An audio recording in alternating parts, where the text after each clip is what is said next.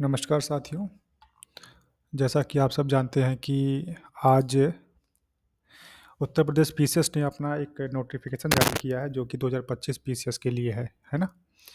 इस बात से आप सब अवगत होंगे और उसी क्रम में यहाँ पे हम लोग उसी की एक डिटेल चर्चा करने वाले हैं कि आखिर उत्तर प्रदेश पीसीएस ने आयोग ने जो अपना नोटिफ़िकेशन निकाला है उसमें फॉर्म भरने की जो तिथि है वो कब है और उसकी अंतिम तिथि कब है?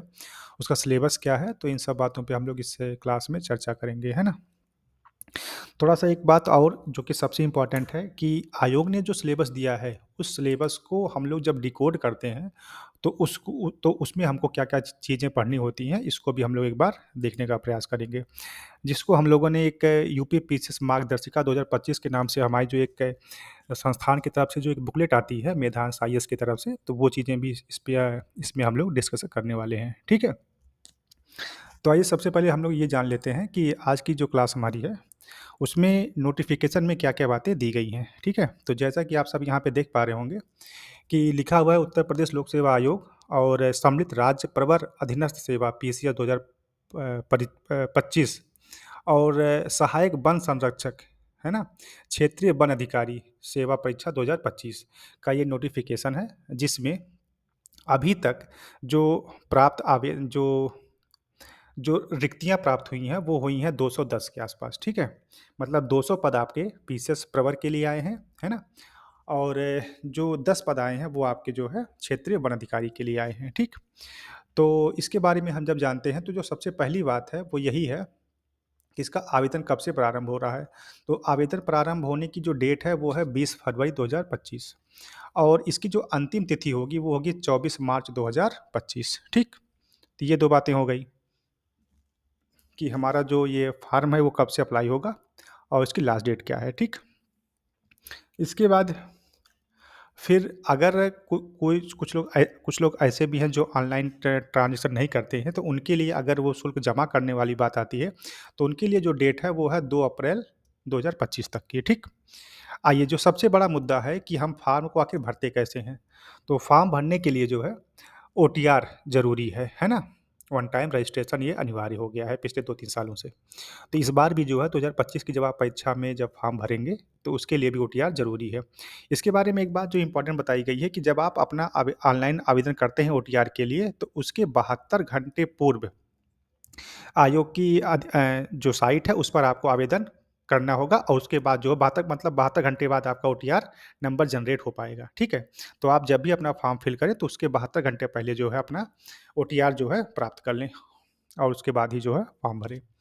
पहली बात हो गई। दूसरी बात ये है कि इसको हम लोग फॉर्म को भरते कैसे हैं? तो इसके बारे में देखिए बहुत विस्तृत सूचना यहाँ पर दे दी गई है, ठीक है? कि हमको कैसे-कैसे भरना है स्टेप बाय स्टेप।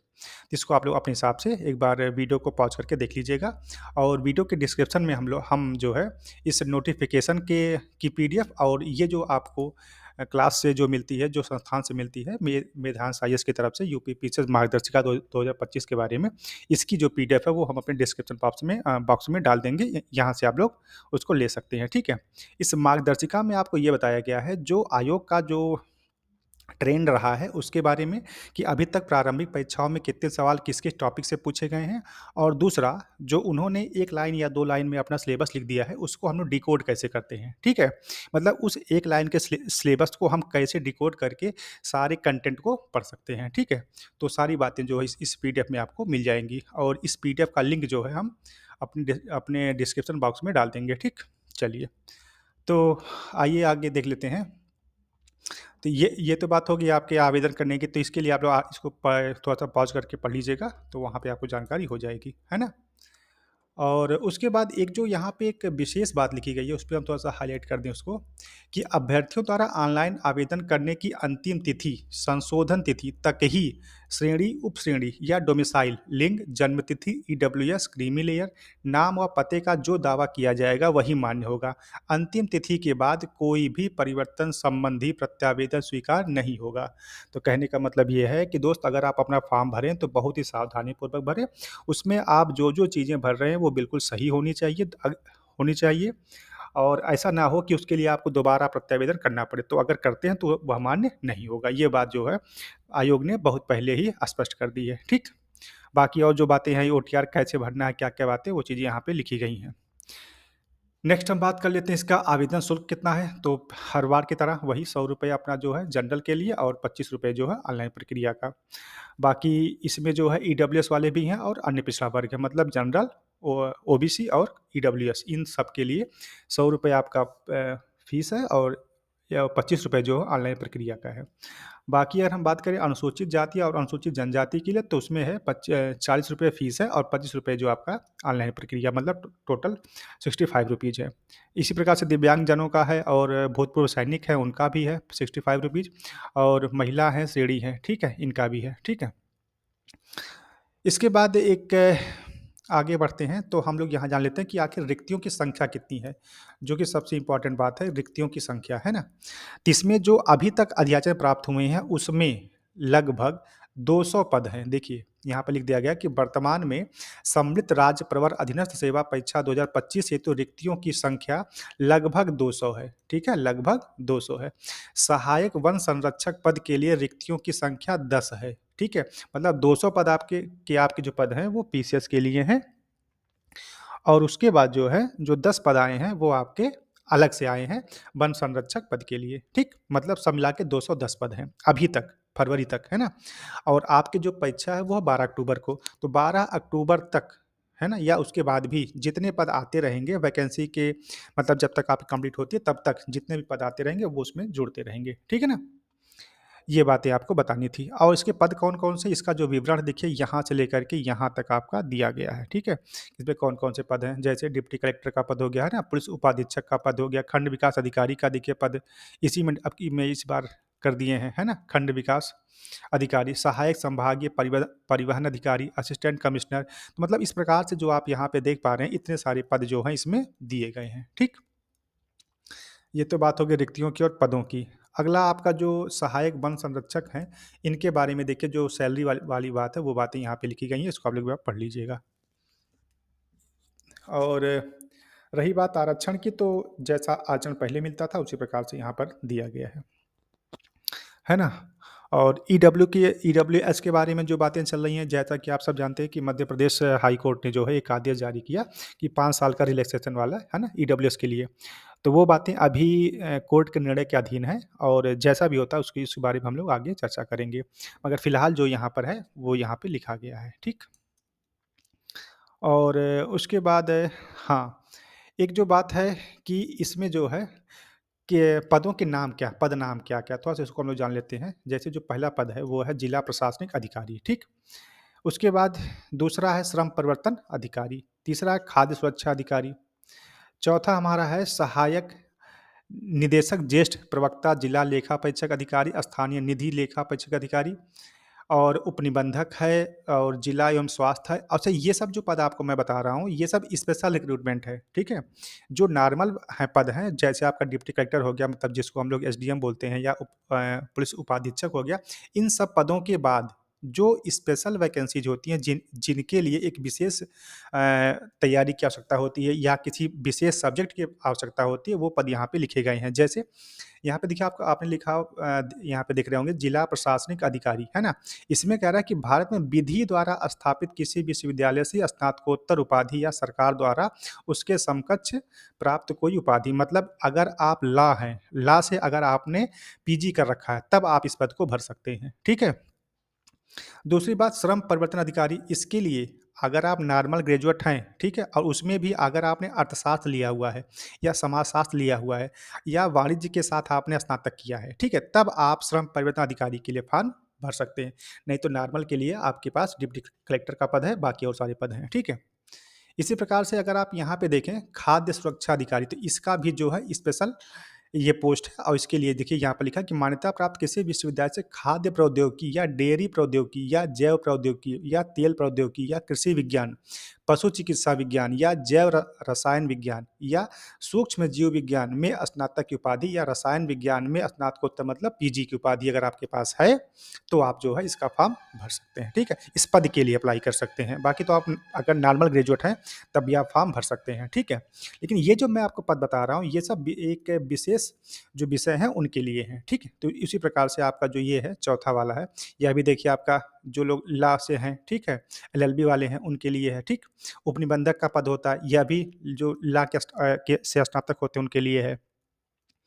जिला स्वास्थ्य शिक्षा एवं सूचना अधिकारी, ठीक? इसका भी जो है समाजशास्त्र वालों के लिए है ये। इसके बाद है आपका सहायक आयुक्त एवं सहायक निबंधक सहकारिता। इसमें जो है कला, विज्ञान, वाणिज्य एवं कृषि में स्नातक की उपाधि अगर आपके पास है तो आप इस पद के लिए एलिजिबल हैं, है ना? और इसके बाद इसी प्रकार देखिए आप आगे देखें जिला लेखा परीक्षा अधिकारी, सहायक निदेशक, सहकारी समितियाँ एवं पंचायत लेखा परीक्षा, है ना? सहायक श्रमायुक्त हो गया, तो इन सब के लिए जो है एक स्पेशल एलिजिबिलिटी है। जैसे इसके लिए आपको अर्थशास्त्र होना चाहिए सहायक श्रमायुक्त के लिए, है ना? फिर आपका लिखा गया सहायक आयुक्त उद्योग प्रवर्तन, है ना? इसमें भी आप देखिए कला, विज्ञान या फिर वाणिज्य से, है ना? स्नातकोत्तर की उपाधि हो तब आप इसमें के लिए अप्लाई कर पाएँगे। बाकी इसी प्रकार से आप देखिए शोध अधिकारी है और आपका अभियोजन अधिकारी है ना? अब देखिए अभियोजन के लिए भी आपको जो है विधि से स्नातक होना चाहिए, मतलब एलएलबी आपका होना चाहिए। नेक्स्ट आपका है केवल लिखित परीक्षा के माध्यम से एक पद आया है प्राविधिक सहायक रसायन, ठीक है? इसमें आपके इंटरव्यू नहीं होगा, बाकी में इंटरव्यू होगा, है ना?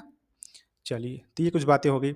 इसके बाद जो डीएसपी साहब हैं उनकी जो उनका जो फिजिकल होगा उसके बारे में यहाँ पर बातें बताई गई हैं कि जो हमारे पुलिस उपाधीक्षक हैं उनका और जो जिला कमांडेंट होमगार्ड्स के पद होंगे कि जो उसमें जो लोग चयनित होंगे उसके लिए उनका फिजिकल भी होगा। तो फिजिकल की जो शर्तें हैं यहाँ पे लिखी गई हैं, पढ़िएगा इसको।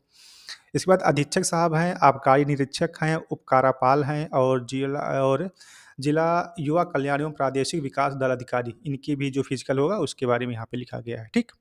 एक अलग से जो आज इस बार पद जुड़ा है वो है सहायक वन संरक्षक, तो इसके बारे में भी जो फिजिकल है वो चीज़ें यहाँ पे लिखी गई हैं, ठीक। इसको आप लोग पढ़िएगा और इसका जो पीडीएफ है वो आपको डिस्क्रिप्शन बॉक्स में मिल जाएगा, है ना।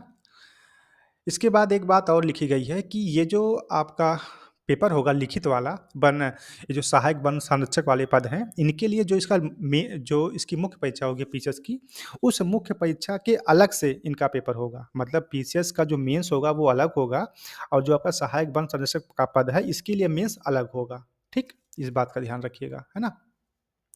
बाकी इंटरव्यू तो सब में होगा, आप सब जानते हैं, एक पद को छोड़ कर के, है ना? चलिए, तो ये तो बात हो गई आपकी। अब हम थोड़ा-सा बात कर लें अपने सिलेबस की, है ना? तो सिलेबस के बारे में वही बातें हैं जो अभी तक पिछले कुछ सालों से रही हैं कि आप सबको पता है इसके 3 फेज होते हैं, प्री, मेंस और इंटरव्यू, है ना? तो प्रीलिम्स में अभी तक जो भी आया है वो आपको पता है ना? सिलेबस के बारे में। और मुख्य परीक्षा जो हमारी है उसका भी सिलेबस यहाँ पे दिया गया, मैं एक-एक करके उस पे चर्चा कर दे रहा हूँ। जैसे यहाँ पे देखो लिखा है ना कि प्रारंभिक परीक्षा बहुविकल्पीय होगी और उसके बाद आपकी लिखित परीक्षा होगी जिसको हम लोग मुख्य परीक्षा के नाम से जानते हैं और उसके बाद आपका होगा व्यक्तित्व परीक्षण जिसको हम लोग क्या जानते हैं? इंटरव्यू के नाम से जानते हैं, है ना? तो प्रारंभिक परीक्षा में क्या-क्या चीज़ें पूछी और हाँ, प्रारंभिक परीक्षा जो होगी वो हमारी पीसीएस की और जो हमारे क्षेत्रीय वन अधिकारी हैं इन दोनों की एक साथ होगी। सिर्फ़ इन दोनों का सिर्फ़ जो मेंस होगा वो अलग-अलग होगा, ठीक? और चलिए, तो अब थोड़ा-सा हम ये जान लेते हैं कि इसमें का जो मेंस होगा उसमें देखिए हर बार की तरह जैसे आपके 8 पेपर होते थे, वो 8 पेपर यहाँ पे लिखे गए हैं, ठीक? तो 8 पेपर होंगे और अच्छा, अब थोड़ा-सा हम बात ये कर लें कि जो हमारा प्री होगा, तो प्री में क्या-क्या चीज़ें पूछी जाएँगी, वो देखिए यहाँ पे लिखा गया है कि सामान्य अध्ययन में आपका पूछा जाएगा राष्ट्रीय एवं अंतर्राष्ट्रीय महत्व की समसामयिक घटनाएँ, ठीक? उसके बाद भारत एवं इतिहास एवं भारतीय राष्ट्रीय आंदोलन जैसा कि हर साल लिख के आता है। तो यहाँ पे आप लोग देख पा रहे होंगे कि एक लाइन में जो है इन्होंने सारी बातें लिख कर के खत्म कर दी हैं, ठीक है? तो इसी को जो है मेधांश आईएएस ने क्या किया है कि अपनी एक मार्गदर्शिका बनाई है जिसके अंतर्गत इन्हीं जो आपका जो सिलेबस है उसको इन्होंने क्या किया है डिस्क्राइब कर दिया है, ठीक है? थोड़ा-सा डिटेल बना दिया है कि अगर हमको भारत का इतिहास पढ़ना है, तो भारत के इतिहास में वो कौन-कौन से टॉपिक हैं जहाँ से प्रीलिम्स में सवाल पूछे जाते हैं, ठीक है? दूसरी बात इस मार्गदर्शिका में आपको यह भी मिलेगा कि प्रारंभिक परीक्षा 2025 में जो हम लोग तैयारी करने जा रहे हैं, उसमें 2024 से लेकर के 2017 तक है ना? अभी तक भारतीय इतिहास से कितने सवाल पूछे गए हैं, भारतीय भूगोल से कितने पूछे गए हैं, अर्थव्यवस्था से कितने पूछे गए हैं, मतलब जितने सब्जेक्ट हमारे हैं, उनसे कितने सवाल अभी तक पूछे गए हैं, उसकी सारणी यहाँ पे दे दी गई है, ठीक है? तो इसको आप लोग जो है डिस्क्रिप्शन बॉक्स में इसका लिंक मिल जाएगा, तो वहाँ से आप लोग डाउनलोड कर सकते हैं, ठीक है? और उसके बाद जो हमारी जो प्रारंभिक परीक्षा है, तो उसमें सब्जेक्ट वाइज़ यहाँ पे आप लोग देख पा रहे होंगे, सब्जेक्ट वाइज़ हमने इसको जो है अलग-अलग करके हर टॉपिक का अलग-अलग जो है एक क्या कहते हैं चैप्टर आपको आपको आपको बता दिया गया है कि जहाँ से आपके सवाल पूछे जाते हैं, ठीक है? अभी तक आपने हिस्ट्री देखी है, फिर ज्योग्राफी आप लोग यहाँ देख पा रहे हैं। उसके बाद हम चलते हैं तो आगे बढ़ते हैं, राज्य व्यवस्था देख लेते हैं, तो राज्य व्यवस्था में क्या-क्या चीज़ें पूछी जाती हैं, वो देखिए यहाँ पे सारी टॉपिक वाइज़ बना दिया गया है, ठीक है? और राज्य व्यवस्था के बाद आपकी जो अर्थव्यवस्था में कौन-कौन से टॉपिक्स आते हैं, कौन-कौन से चैप्टर्स हैं जहाँ से सवाल पूछे जाते हैं प्रारंभिक परीक्षा में, है ना? उसको भी आप लोग यहाँ देख पा रहे होंगे। फिर आपकी जो पर्यावरण एवं पारिस्थितिकी होता है, वहाँ पे देखिए वहाँ से क्या-क्या चीज़ें पूछी जा रही हैं, जैसे आपका पर्यावरण हो गया एवं सतत विकास हो गया, है ना? जैवमंडल, बायोम है ना? पारिस्थितिकी तंत्र हमारा उसमें भी आप देखिए 3 चैप्टर हैं, ठीक? फिर हमारा जो जैव विविधता है, उसको आप देख पा रहे होंगे। फिर हमारा जलवायु परिवर्तन है, नवीकरणीय ऊर्जा है, पर्यावरणीय प्रदूषण है, ओज़ोन परत है, वन्य एवं वन्यजीव अभयारण्य है ना? और जल संरक्षण और विविध है। तो इस प्रकार से हमने इसको जो है टॉपिक वाइज़ इसको तोड़ दिया है, ताकि हम जब इस प्रकार से अपनी तैयारी करेंगे तो हमारा जो स्कोर होगा वो अच्छा हो पाएगा।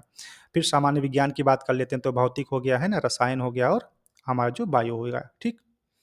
इसके बाद समसामयिकी में क्या-क्या बातें पूछी जाती हैं, तो उसको भी हमने यहाँ पे जो है करके आपको बताया है। राष्ट्रीय घटनाक्रम है, अंतर्राष्ट्रीय घटनाक्रम है, फिर आर्थिक घटनाक्रम है, आर्थिक में केंद्रीय बजट, उत्तर प्रदेश का बजट और आर्थिक समीक्षा है, विज्ञान एवं प्रौद्योगिकी है, फिर रक्षा है में जिसमें युद्धाभ्यास हर बार पूछा जाता है ना? सूचकांक एवं रिपोर्ट्स हो गए, योजनाएँ केंद्र की और राज्य की, है ना? फिर खेल कौन-कौन से इम्पोर्टेंट हैं, है ना? उसके बाद जो विविध मतलब कौन सी नियुक्तियाँ हुई हैं, कौन सा पद अभी हाल ही में जो चयन किया गया है ना? राष्ट्रीय एवं अंतर्राष्ट्रीय दिवस के बारे में जो कि 2023 में भरमार इसकी थी, सवाल इससे भर-भर के आए थे, आप सब जानते हैं। राष्ट्रीय एवं अंतर्राष्ट्रीय पुरस्कार कौन-कौन से हैं, है ना? चर्चित पुस्तकें कौन-सी, फ़िल्म महोत्सव कहाँ पे लगा था? तो ये बातें आपसे पूछी जाती हैं और उसके बाद जो आपका उत्तर प्रदेश स्पेशल है। तो उसके बाद फिर विविध है, यहाँ से भी सवाल आते हैं। जो दूसरा पेपर हमारा है वो है सीसैट का, तो सीसैट में भी आप लोग जान पा रहे हैं कि यहाँ पे क्या-क्या चीज़ें पूछी जाती हैं, वो चीज़ें हमने यहाँ पे लिख रखी हैं, ठीक है? थोड़ा डिटेल में लिखा है ताकि आपको समझने में आसानी हो। और एक बात और भी यहाँ पे मेंशन करने वाली बात है कि उत्तर प्रदेश पीसीएस की प्रारंभिक परीक्षा के ऑफिशियल सिलेबस को ध्यान में रखते हुए मेधांश आईएएस टीम द्वारा उपरोक्त टॉपिक्स के माध्यम से सिलेबस को कवर करने का प्रयास किया गया है। अभ्यर्थी इसमें अपनी सुविधा के अनुसार कुछ टॉपिक्स कम या ज़्यादा कर सकते हैं, ठीक है? अगर आपको लगता है कि इसमें कुछ और चीज़ों की आवश्यकता है तो उसको आप बढ़ा सकते हैं या अगर आपको लगता है कि आप इससे कुछ कम में आपका काम बन जाता है तो वो भी चीज़ें आप उसको कम भी कर सकते हैं, ठीक है? उसके बाद फिर हम बात जब करेंगे इसके मुख्य सिलेबस की, जो मुख्य परीक्षा होती है ना? तो उसमें कितने पेपर होते हैं, वो अभी आपको यहाँ पे देखता हुआ मिल जाएगा कि 8 पेपर होते हैं और इन 8 पेपर्स में क्या-क्या चीज़ें किस प्रकार से पूछी जाती हैं, वो भी आपको यहाँ पे देखने को मिल जाएगा, है ना? जैसे हम बात करें अगर पेपर फर्स्ट की, तो जिसमें आपको पता है कि 3 विषय पूछे जाते हैं, हिस्ट्री, ज्योग्राफी और सोसाइटी, है ना? भारतीय इतिहास और इतिहास के बाद आपका भूगोल और साथ में आपका समाज, है ना? तो ये 3 बातें यहाँ पे आपसे पूछी जाती हैं। तो और जो दूसरा पेपर हमारा होता है, उसमें आप सब जानते हैं कि यह केवल और केवल संविधान का पेपर होता है, जिसमें संविधान और जो हमारा शासन व्यवस्था है, ठीक है? और जो तीसरा पार्ट है आईआर, है ना? इंटरनेशनल हमारा जो अंतर्राष्ट्रीय संबंध है। 3 टॉपिक से आपके सवाल पूछे जाते हैं। किस-किस से? संविधान से, शासन व्यवस्था यानी कि गवर्नेंस और जो तीसरा हमारा आईआर है अंतर्राष्ट्रीय संबंधों से। और फिर जो हमारा पेपर तीसरा आता है, उसमें 3-4 सब्जेक्ट होते हैं। जैसे जो पहला है वो है इकोनॉमी का, इंडियन इकोनॉमी, भारतीय अर्थव्यवस्था और उसके बाद आता है हमारा विज्ञान एवं प्रौद्योगिकी और उसके बाद फिर आता है हमारा एनवायरनमेंट, है ना? एनवायरनमेंट के बाद आएगा आपदा प्रबंधन, है ना? और उसके बाद आता है आईएस आता है ना? इंटरनेशनल सिक्योरिटी, अंतर्राष्ट्रीय शांति के बारे में, है ना? सुरक्षा के बारे में, अंतर्राष्ट्रीय सुरक्षा, है ना? तो इस प्रकार से ये जो तीसरा पेपर हो जाएगा। फिर जब चौथा पेपर में हम लोग आएँगे तो इसको हम लोग जानते हैं एथिक्स के नाम से। तो उसमें भी आप सब जानते हैं नीति शास्त्र के बारे में पूछता है, वृत्ति के बारे में, है ना? और फिर लोक प्रशासन के बारे में। तो ये सारी बातें हैं, इनको भी आप लोग जानते रहिएगा। 5वाँ जो छठा पेपर होता है वो आपका आप सब जानते हैं कि उत्तर प्रदेश का स्पेशल होता है और उसमें भी कौन-कौन से टॉपिक हैं वो बातें हमने यहाँ पे डिटेल्ड में आपको लिख कर के बताने का प्रयास किया है। ठीक है? तो इस प्रकार से जो है आपको ये पीडीएफ आपको डिस्क्रिप्शन बॉक्स में मिल जाएँगी, है ना? तो ये बातें हो गई और जो यहाँ पे सिलेबस आपका लिखा गया है, तो ये बहुत ही एक ज ज जैसे ना कि बहुत शॉर्ट में लिख दिया गया है। देखो जैसे यहाँ पे लिखा ना कि भारत एवं विश्व का भूगोल, भारत एवं विश्व का भौतिक, सामाजिक एवं आर्थिक भूगोल। अब इसमें हमको कौन-कौन से टॉपिक पढ़ने हैं, ये बात नहीं पता है। इस नाते जो है वेदांत आईएएस ने आपके लिए एक पत्रिका जारी की है, उसमें आपको यहाँ से टॉपिक्स पढ़ने को मिल जाएँगे, ठीक? तो उम्मीद है आप लोग वहाँ से डाउनलोड कर लीजिएगा। जो सेकंड पेपर है वो आपका सीसैट का होता है, आप सब जानते हैं। तो इसका सिलेबस यहाँ पे लिखा गया है और उसके बाद हाँ, उसके बाद फिर आपका जो है आते हैं हम लोग मुख्य परीक्षा में, तो मुख्य परीक्षा में जो पहला पेपर है वो देखिए यहाँ पे लिखा गया है, जिसमें हम लोग जानते हैं भारतीय इतिहास के बारे में, भूगोल और समाज के बारे में, है ना? और फिर आपका आता है सेकंड पेपर, तो सेकंड पेपर में संविधान के बारे में आता है, ई-गवर्नेंस और अंतर्राष्ट्रीय संबंधों के बारे में। तीसरा पेपर जो जो कि हमारा इकोनॉमी का आता है, ठीक है? एनवायरनमेंट होता है, आपदा प्रबंधन होते हैं और अंतर्राष्ट्रीय सुरक्षा होती है, ठीक? चौथे पेपर की बात करें तो ये हमारा नीति शास्त्र का पेपर मतलब सॉरी एथिक्स का पेपर है, जिसमें हम लोग नीति शास्त्र के बारे में, लोक प्रशासन के बारे में और शासन व्यवस्था से संबंधित ईमानदारी के बारे में अध्ययन करते हैं। पाँचवाँ पेपर जो कि हमारा उत्तर प्रदेश स्पेशल है, वो चीज़ें आपको यहाँ पे देखने को मिल जाएँगी, ठीक? और इसके बाद जो आपका ये सहायक वन संरक्षक एवं क्षेत्रीय वन अधिकारी का जो पद है, इसका जो मुख्य परीक्षा होगी, वो अलग होगी। इसका जो पेपर है, वो आप यहाँ पे देख पा रहे हैं, पेपर नंबर 1 है, जो कि सामान्य हिंदी एवं निबंध का होगा। दूसरा आपका जो है सामान्य अध्ययन प्रथम और सामान्य अध्ययन द्वितीय, ये दोनों आपके बहुविकल्पी होंगे और जो पेपर नंबर चौथा होगा, वो वैकल्पिक विषय होंगे और वैकल्पिक विषय किसमें 2 पेपर होंगे, 1 और 2 और 1 में भी 2-2 पेपर होंगे, पेपर फर्स्ट और पेपर सेकंड, है ना? पेपर फर्स्ट मतलब 2 वैकल्पिक विषय और आपका जीएस और आपकी हिंदी। तो हिंदी और निबंध एक साथ आपका हो गया, 3 घंटे का पेपर होगा, 200 नंबर मिलेंगे और जो सामान्य अध्ययन मतलब जो आपका जीएस का है, तो जीएस के आपके 2 पेपर होंगे और वो दोनों की जो प्रकृति होगी, वो बहुविकल्पीय होगी, ठीक? उसके बाद जो पेपर हम चौथे की बात करें, तो चौथा जो पेपर होगा, वो भी आपका वैकल्पिक है और उसमें भी 2 पेपर होंगे और जो उसके बाद छठवां और जो सातवां पेपर है वो अभी आपके वैकल्पिक विषय होंगे और उसके भी आपके 2 पेपर होंगे, ठीक? इसके बाद जो आपका इंटरव्यू होगा। अच्छा इसमें विषय कौन-कौन से होंगे वो विषय आपके यहाँ पे दे दिए गए हैं, ठीक है? या आप वैकल्पिक विषय में कौन-कौन से विषय चूज़ कर सकते हैं, उसके बारे में आपको यहाँ पे विस्तृत जानकारी प्रशिक्षक 6 में दे दी गई है, ठीक है? तो ये कुछ बातें जो है आपके जानने की थी और उम्मीद करते हैं कि आप लोगों के लिए यह जो साल रहेगा 2025 वो बहुत अच्छा रहेगा, है ना?